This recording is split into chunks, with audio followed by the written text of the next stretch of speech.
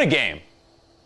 From start to finish, I thought this game was over in the second inning, by the way. The Red Sox end up holding on. They win fairly big. We kind of knew it from the start that the Red Sox were going to take this game. They split the series. They get that big series split on the road, and now you go back to Fenway, where who knows what can happen. What happened to the Rays? They go to Fenway after a split, and they don't end up going back home. The Red Sox win both games there, and that series is over. So now they do the same thing. They come out and make a statement in Game 2. Just like I talked about right here. I sat right here and said this was a statement game. This was a statement game, Game 2 against the Rays. And it ended up being right. They go on to win the series. This was also a statement game, but I feel a little different about this one.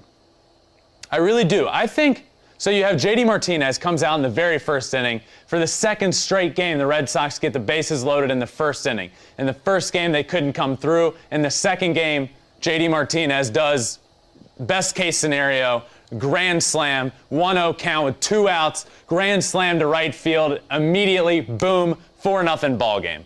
Okay, everybody's thinking, okay, this Houston offense is incredible, but Nady Eovaldi's on the mound. What's going to happen? I don't know. Can they score enough runs? I'm sure they can. Then inning number 2 comes right back. Another grand slam. Back-to-back innings with a grand slam. The first team to hit 2 grand slams in the same game in postseason history, and they do it in back-to-back innings. This one is Rafael Dever's. So then you start thinking, what do you do now? If they keep tacking on, do you stick with Eovaldi? In my opinion, of course you do, unless it starts getting into double digits. But of course at 8-0 you stick with it because it's Houston, it's Minute Maid Park, ball flies, this offense is great. So they're up 8-0. They end up with a Kiké Hernandez homer like we see right there to make it 9-0. Kiké Hernandez is the best player on the planet right now. That is not an exaggeration. There is no better baseball player on the planet right now than Kiké Hernandez. There's just not. When you're hot, and he's hot. So that makes it 9-0. But here's where it changed. And here's where I think the Astros may have saved this series. They get Nady Eovaldi. They score a few runs. Kyle Tucker drives in a run, also a friend of the podcast.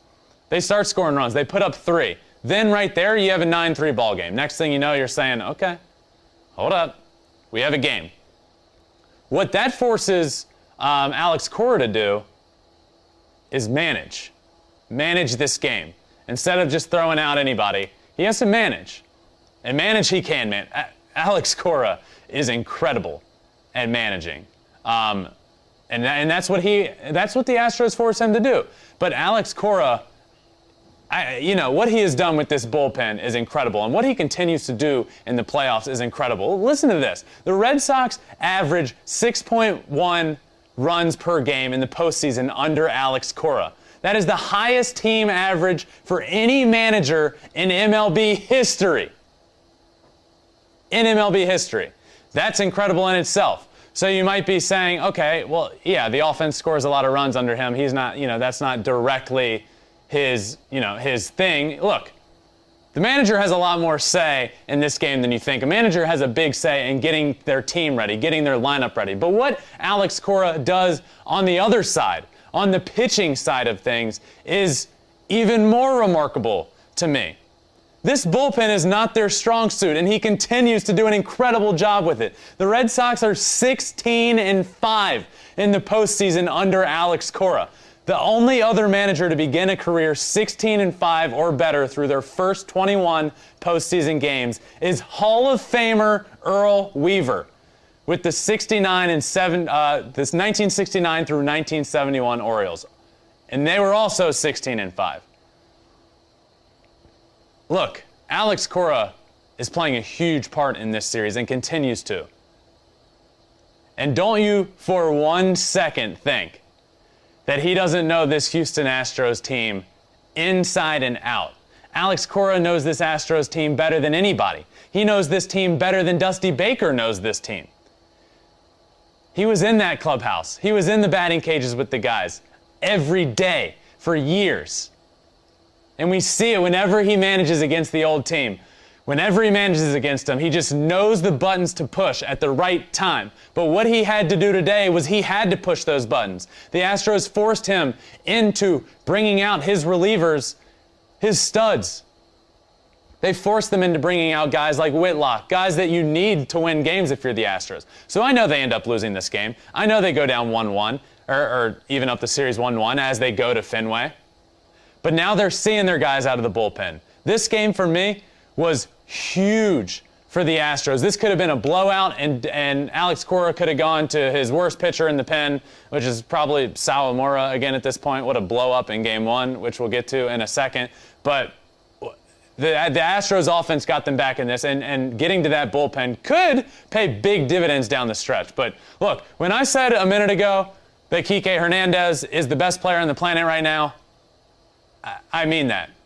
He's the best player on the planet right now. He ties the Red Sox postseason record with 5 home runs in a single postseason. And if you're keeping track at home, we're not even halfway through the second round of the playoffs, which is mind-blowing. So he's already tied Big Papi. I don't even know if it's Big Papi. I can't confirm, but, you know, he's a postseason legend. It probably is him. It is him. Big Papi's done it twice, by the way. Friend of the pod. Just had him on, 15-minute episode. Take a few seconds to listen to that. So he ties Big Papi not even halfway through the playoffs yet. He's incredible. Here, listen to this stat from Kiké Hernandez. Singling and homering so far in Game 2, Kiké Hernandez has tied Todd Walker in 2003 and David Ortiz 2004 and 13 for the most home runs by a Red Sox player in a postseason year. He also leads for any 5-game postseason span when it comes to hits, total bases, and extra base hits. This guy's locked in. The Astros need to start treating Kiké Hernandez like Barry Bonds. And I know that sounds funny. I know that may sound a little much. It's not. It's not. Because when a player's hot, the sky's the limit, especially somebody that's as talented as Kiké Hernandez. You know who wasn't as talented as Kiké Hernandez? Me. But when I got hot at the plate, the sky's truly the limit. One of my last years playing, I remember it like it was yesterday, the last month of the year. I got hot. I end up moving up in the lineup to the 1 hole because my manager's like, there's nothing you can do wrong. The ball starts looking like a beach ball. I end up winning Player of the Month in the league. And this is what happens when you get hot. And he's 10 times more talented than I am. He's doing it on the biggest stage in the world. The ball looks like a beach ball. Look at this. Trey Wingo tweeted, size of the baseball to Red Sox hitters right now. Mostly Kiké Hernandez. It's incredible. So the Red Sox take Game 2 today in grand fashion. See what I did there? Grand fashion, twice. 2 grand slams, the most of any postseason game in history. My player of the game from this game might catch you off guard a little bit. Rafael Devers is my player of the game with a big grand slam in the second inning. So here's why I picked Devers. 1, obviously big grand slam in the first inning, gets the game started with a bang from JD Martinez. But this one from Rafi Devers in the second inning, the second he hit that homer, it feels like game over. And it was game over. They get to 8 runs. The Astros never get to 8 runs. So obviously that moment was the game changer. But here's why he's my player of the game. Rafael Devers is struggling at the plate. And I don't mean with output-wise. I don't mean statistically. I mean he's struggling with his forearm injury. And it's clear as day. When he swings and misses, my arm starts hurting for him. You can tell he's hurting so much. It's a big deal, whatever he's going through. He's clearly in a lot of pain, but he's getting it done. Teams are pounding him up and in, up and away, up high with fastballs because he's swinging through it, and it's so painful. So he comes up in that situation in the game, and it's like, okay, if we can pitch around him, if we can get him out with his injury, just throw him high heaters, we'll be fine. But they don't. Rafael Devers is the 4th player to drive in 20-plus runs in the postseason before turning 25. That grand slam was a big part of it. The others with 20-plus RBIs, Carlos Correa, with 24, Albert Pujols with 21, and Andrew Jones with 20. Pretty good postseason company, and not a lot of company. Just a few guys that are postseason legends. Correa, Pujols, and one of my favorite players growing up, Andrew Jones. So this was a statement game. This was a big one. Rafael Dever comes up big with his injury. That's why he continues to stay in the lineup. Even I was like, is this going to get to the point where you got to take out Devers?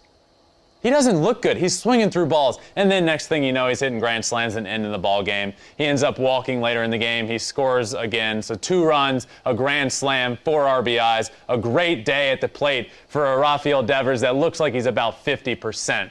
1-1 series heading to Fenway, but I want to talk about Game 1 as well. Before we move anywhere else, we got to talk about Game 1 from yesterday. The reason it's now 1-1 series. Jose Altuve, Carlos Correa. Those are the reasons we need to talk about. That's what you need to know. These 2 players are some of the best players in postseason history. In history of the postseason. What a game. A narrow victory. We've had 2 opposite games, but that first one was huge. The Astros pull it out. Carlos Correa's sick home run, hits it, stands there, tosses the bat, points at his watch, says, "This is my time." I got fired up just watching it. It was sick. Altuve ties up the game. The broadcast, by the way, right before this happened, was talking about Altuve's hot zone. They spent like 2 minutes talking about his hot zone. They show a strike zone. They say, yeah, you see, he does a lot of damage in this area, not so much in this area. And then the first pitch is a slider floating up there in that exact red area. Whack!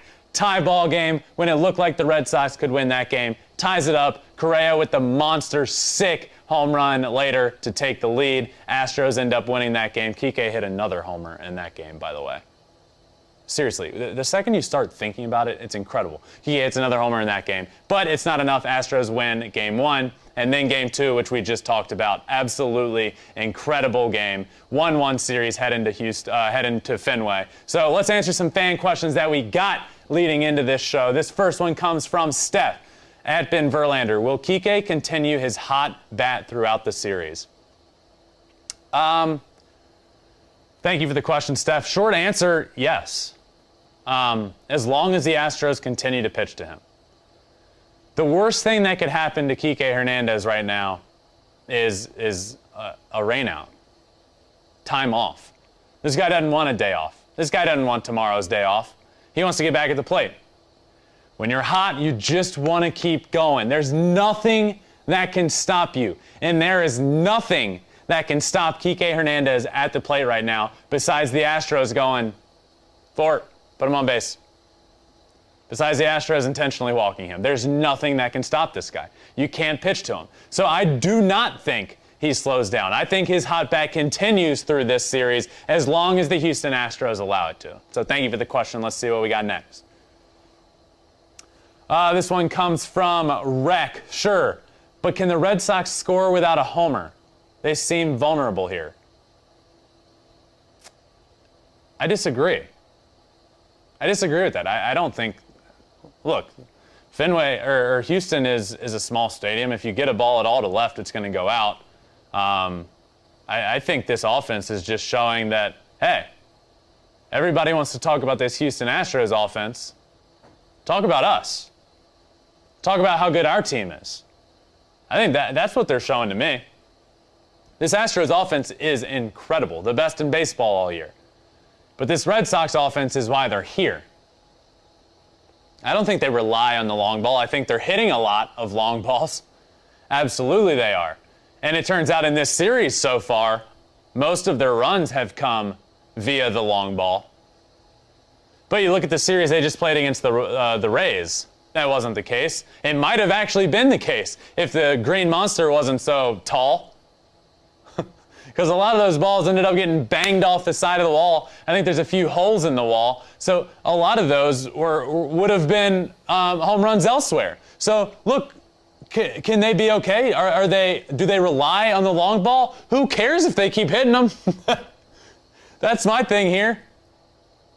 Can they score without the homer? I don't know. But they can score with the homer, and they've been doing a lot of that. And the homer was a big reason they won Game 2. The big reason they won the earlier game today. 2 grand slams in the game, the first time in history. I don't know, that tells me right there that's 8 runs on a homer. If you score 8 runs on 2 homers, you're going to be pretty okay throughout the postseason. And they're sitting pretty. They're sitting pretty heading into Fenway. It's now a 1-1 series. I've been preaching all postseason. If you're the lower seed, just win 1 game on the road. Then you go home. All the momentum turns. The Red Sox found a way to do it. The Dodgers will try and find a way to do it tomorrow with their horse on the mound in Max Scherzer. I'm excited to watch that game. I'm excited to watch the rest of the series. Thanks for watching. If you love flipping bats, swinging 3-0, or just talking ball, join us. Call us at 213-537-9339 with your questions. We have a weekly guest, and we have a lot of fun, so hit that subscribe button.